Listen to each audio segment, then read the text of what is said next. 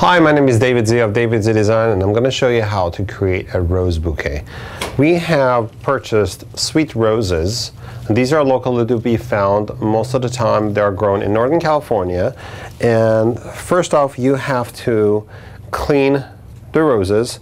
A lot of people use rose cleaners such as this, which I don't like to use for sweet roses. I highly recommend you just grabbing a paper towel and just crossing or going actually through the leaves like this and putting them aside. Now we have the sweet roses ready. We're going to go ahead and grab the roses that we have imported from Ecuador. We're going to be working today with black magic roses. These are velvety roses. They look like velvet. You can easily open the roses up like this and have a beautiful, beautiful rose for your hand bouquet. This is one option. Or you basically grab the roses as they come from the pack, leave them outside for 24 hours, and have the roses ready for the bouquet.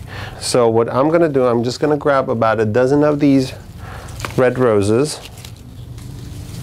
I like to keep the guard petals on, and it gives you a different feel and look.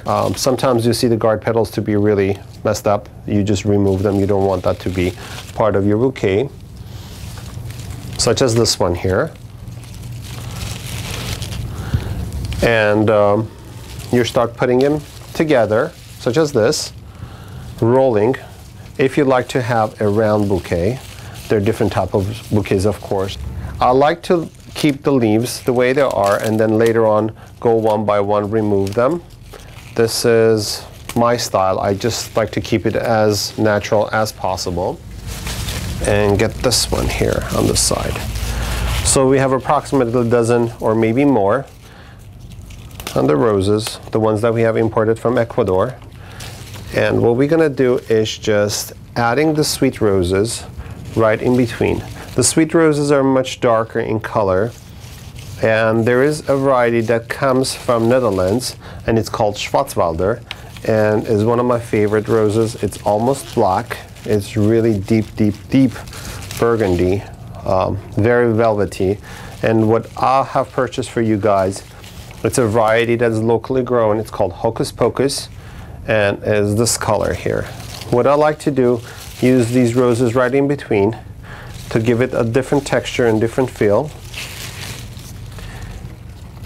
And as we go, I start pulling and pushing some of the roses to make sure that I get my shape that I wanted. What you can do, you can go ahead and create this triangle kind of a look. That's one look. You can add a couple more roses, making it round, and the brides will not get confused how to hold it and so on and so forth. This is one way of doing a simple rose bouquet. You can go ahead and do the same exact thing with the with other roses such as vandellas that we have here, or hot pink, shocking versalias. There are different varieties out there, but I chose to do the reds right as of this moment, and I think this looks fantastic for what it is. You can get a rose bouquet like this and get it done within 5 to 10 minutes. If you decide to do it differently, you can open up the roses, use less roses, have a different feel, but I personally think a hand bouquet should have the tighter blooms than the actual open ones. And this is how you make a hand bouquet.